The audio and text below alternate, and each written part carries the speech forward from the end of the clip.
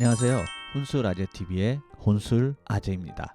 오늘은 새로 산 도마를 좀 더 효율적으로 오래 사용할 수 있는 방법을 알려드리겠습니다. 정말 간단한 팁인데 의외로 많은 분들이 모르시더라고요. 자, 여러분 처음 도마를 구입하시면은 포장지 벗겨서 바로 사용하시나요? 노노노노노. 이제는 그렇게 하시면 안 됩니다. 그럼 어떻게 해야 되냐? 이 영상을 보고 저만 따라 하시면 됩니다. 일단 도마를 구매하셔서 개봉하시면 첫 번째로 겉표면이 어떤 상태인지 확인해 주세요. 겉표면을 손으로 쓰다듬었을 때 코팅된 것처럼 매끈매끈하다. 그러면 그냥 사용하셔도 무관하긴 합니다. 왜냐면은 코팅이 되어 있기 때문에. 하지만 제가 산 도마처럼 약간 포슬포슬한 느낌으로 나뭇결이 느껴진다. 그러면 오늘 제가 하시는 방법을 따라 하시면 됩니다. 이게 무슨 소리냐? 코팅된 느낌은 우리가 집에서 사용하는 책상이나 식탁처럼 만졌을 때 아주 매끈한 가구 표면의 느낌이 나고, 코팅이 안 된 이런 도마들은 말 그대로 나무 천연의 표면 느낌이 느껴지는 거죠. 제가 비교를 위해서 매끈매끈하다와 거칠하다로 표현을 했는데요. 사실 원목도 코팅 도마에 비해 거칠다는 것이지 실제로 표면을 만져보면은 굉장히 매끄럽습니다. 사실 이건 눈으로 보면 코팅된 건지 안 된 건지 딱 알 수 있어요. 근데 눈으로 보고 만져봐도 정말 모르시겠다. 그러시면은 물을 한 방울 떨어뜨려 보세요. 물을 표면에 떨어뜨렸을 때 코팅팬처럼 물이 흡수가 안 되고 표면에서 또르르르르 굴러다닌다. 그럼 코팅이 된 도마고, 물을 떨어뜨리자마자 바로 흡수해 버린다. 그럼 그게 바로 원목 도마입니다. 자, 그럼 원목이라는 건 뭐죠? 어떤 후가공도 되지 않은 그냥 말 그대로 말린 생나무죠. 바짝 건조되었기 때문에 물이 닿으면은 바로 흡수를 합니다. 이 말은 무슨 말이냐면 생선 국물, 고기 핏물 다 흡수한다는 거예요. 이 도마에 생선 손질하고 고기 손질하면 그 냄새와 핏물이 바로 흡수가 되겠죠. 그리고 또 하나, 내구성. 이 도마의 재료를 손질하면은 칼자국이 바로바로 납니다. 여러분 나무젓가락 같은 거 손톱으로 이렇게 꾹 누르면 어떻게 되나요? 바로 손톱 모양으로 흠집이 나게 되죠. 그 나무젓가락하고 동일한 상태라고 생각하시면 됩니다. 좀 크고 널찍한 나무젓가락이다 라고 생각하시면 이해가 빠르실 거예요. 그래서 이거를 그냥 사용하시면 오래 사용하실 수 없겠죠. 그래서 오늘의 주제, 바로 원목 도마를 처음 사시면 오일 작업을 해라.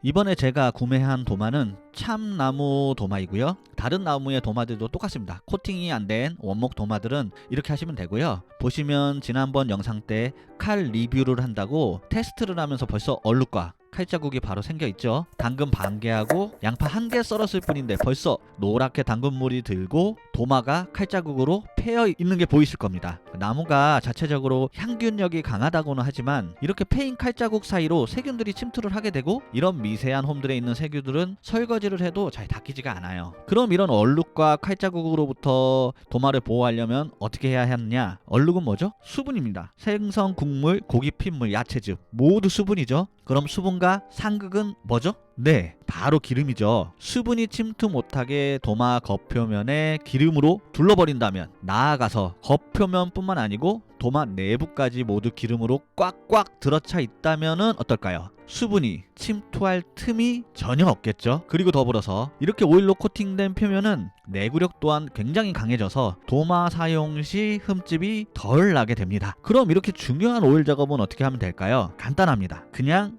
바르시면 됩니다. 오일을 바르고 또 뭘 해야 할까요? 없습니다. 그냥 바르면 끝! 하지만 여기서 중요한 포인트 한 가지, 도마가 건조되어 있어야 합니다.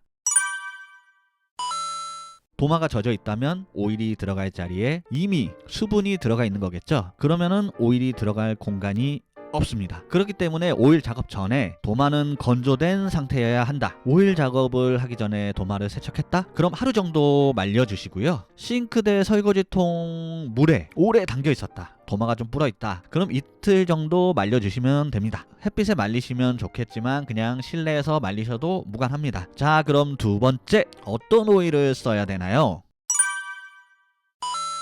어떤 오일이든 상관없습니다. 원래는 도마나 원목 전용으로 나온 전용 오일들이 있어요. 그 제품들을 쓰면은 가장 베스트입니다. 하지만은 그런 오일들 집에 구비하고 계신 분들 거의 없으실 거예요. 그래서 따로 도마용 오일을 구매를 하셔야 되는데 아무래도 전용 오일이다 보니까 성능이나 효과는 훨씬 더 좋겠죠. 하지만 추가 부담금이 들게 되고 또 배송 올 때까지 시간이 소요되기 때문에 우리는 집에 있는 기름을 그냥 쓰면 됩니다. 집에 있는 오일 뭐 있을까요? 식용유, 포도씨유, 올리브유 뭐 요런 거 요리할 때 사용하는 모든 기름들 그냥 그걸로 하시면 됩니다. 대신 요런 거는 있어요. 되도록이면은 산패 속도가 느린 기름을 사용하면은 더 좋겠죠? 산패라는 거는 기름이 상하는 거예요. 이 산패는 발열점이랑 좀 관련이 있어요. 발열점이 높으면 산패 속도가 느리다고 합니다. 그래서 우리는 발열점이 낮은 올리브유, 참기름, 들기름 이런 거보다는 발열점이 높은 포도씨유, 식용유 요런 것들을 사용하면은 조금 더 좋겠죠? 어차피 발열점이 낮은 올리브유, 참기름, 들기름은 쓰고 싶어도 못 씁니다. 왜? 가격이 겁나 비싸거든요. 도마 5,000원짜리 사가지고 2만원짜리 들기름으로 오일 작업 하실 분 계실까요? 저는 없을 거라고 생각합니다. 그리고 재료 손질할 때마다 올라오는 고소한 들기름 냄새는 어떡하실 건가요? 그래서 저도 발열점이 높은 포도씨유가 있으면은 좀 더 좋겠지만은 제가 지금 가지고 있는 게 식용유 하나뿐이기 때문에 오늘은 식용유로 작업을 진행하도록 하겠습니다.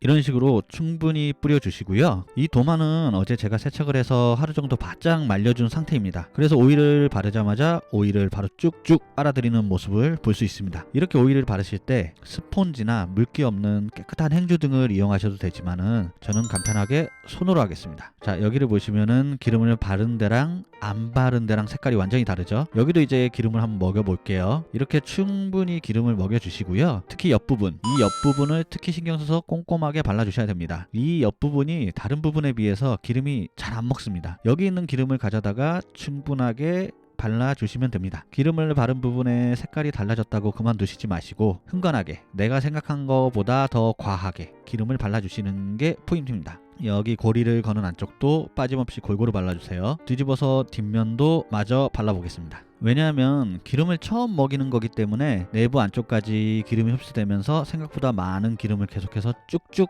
빨아당기게 됩니다. 이렇게 전체적으로 다 바르신 후에 보통 24시간 하루 정도 놔두시면 되는데요. 지금처럼 처음 작업하실 때는 전체적으로 다 바르시고 나서 10분, 20분 정도 지나면 다 스며들고 없을 거예요. 그래서 계속해서 덧바르는 걸 방지하기 위해서 애초부터 처음부터 아주 흥건하게 오버해서 발라주시는 게 팁이라면 팁일 수 있습니다. 양면을 다 발랐기 때문에 바닥에 그냥 두시면 안 되고 이렇게 집에 있는 소주잔이나 그릇 같은 걸 뒤집어 놓고 그 위에 올려 놓으시면 되겠죠. 집에 이제 큰 사발 그릇 같은 게 있다면은 가운데 하나만 넣고 그 위에 그냥 바로 올려두셔도 되겠고요. 아니시면은 설거지통 옆에 보면은 도마 말리시는 거치대 같은 게 있으시면은 거기다가 놔두시고 건조시키셔도 돼요. 근데 저는 일회용 소주잔이 있기 때문에 오늘은 일회용 소주잔을 이용해서 거치를 했습니다. 이렇게 하루 정도 지나고 보시면은 표면에 남아있는 오일들이 있을 거예요. 이 기름들은 도마에 다 흡수되고 남은 기름들이거든요. 그렇기 때문에 이렇게 기름이 남아있는 게 정상입니다. 만약에 하루가 지난 뒤에 봤는데 표면에 기름이 없다, 남아있는 오일이 없다, 그럼 오일이 부족한 거예요. 그럴 때는 추가로 더 발라주셔야 됩니다. 자, 여기 보시면은 이렇게 오일이 다 흡수되고 표면에 약간의 기름이 남아있죠. 이게 정상입니다. 처음이라 오일이 많이 필요했는데요. 이후 추가로 관리해 주실 때는 이 정도로 많은 양의 오일이 사용되지는 않습니다. 그리고 시간도 지금보다는 3분의 1 정도로 단축되겠죠. 조금만 발라줘도 금방 흡수를 하게 되니까. 이제 표면에 있는 오일을 닦아주기만 하면 끝인데요. 표면의 오일은 이렇게 깨끗한 행주나 키친타올로 닦아주시면 됩니다. 그럼 오일 작업이 잘 되었는지 확인해 보겠습니다. 확인하는 방법은 이렇게 물을 도마에 흘려보시면 확인하실 수가 있는데요. 영상 처음에 말씀드린 것처럼 코팅이 된 것과 그냥 원목의 차이점을 알기 위해서 물을 떨어뜨려 보라고 말씀을 드렸잖아요. 그래서 이렇게 오일 작업이 끝난 도마는 코팅된 도마와 동일한 효과를 가지게 되거든요. 그래서 이렇게 물을 도마에 흘려보세요. 보이시죠? 흡수가 안 되는 거 이렇게 뿌려봐도 코팅막 때문에 흡수가 안 되고 물방울이 맺혀 있습니다. 오일 코팅막 때문에 물방울이 이렇게 맺혀 있는 게 보이시죠? 이걸로 오일 작업은 완료입니다. 이 이후로는 2-3주에 한 번씩 또는 한 달에 한 번씩 생각날 때마다 이 작업을 반복해 주시면 되는데 지금처럼 이렇게 오래 걸리지는 않아요. 이미 오일을 많이 머금고 있는 상태이기 때문에 금방 바르고 금방 마르기 때문에 관리하시는 데는 어려우신 거는 없을 거예요. 근데 이것도 귀찮다라고 하시면은 이후 관리 작업은 안 하셔도 됩니다. 하지만 원목 도마를 구입하셨다면은 이 오일 작업을 최초로 한 번 정도는 꼭 해주시는 것을 추천해 드립니다. 왜냐면 그냥 쓰셔도 되지만은 그냥 쓰시다가 포기김치라도 한번 써시는 날은 김치 국물이 바로 스며들면서 사자마자 오일 작업을 할 걸 하시는 생각이 반드시 드시는 날이 있으실 거예요. 네, 오늘은 이렇게 원목 도마에 오일 작업을 하는 방법을 보여드렸고요. 지금 안주를 배달해 놓은 상태거든요. 배달한 안주가 오면 이 도마를 술상 상판으로 쓰면서 한잔 하도록 하겠습니다. 그럼 오늘도 시청해주신 여러분들께 너무 감사드리고요. 오늘 영상이 도움이 되셨다면 구독과 좋아요, 알림 설정까지 해주시면 감사하겠습니다. 그럼 다음 영상으로 찾아뵙겠습니다. 이상 온술아재TV의 혼술 아재였습니다. 감사합니다.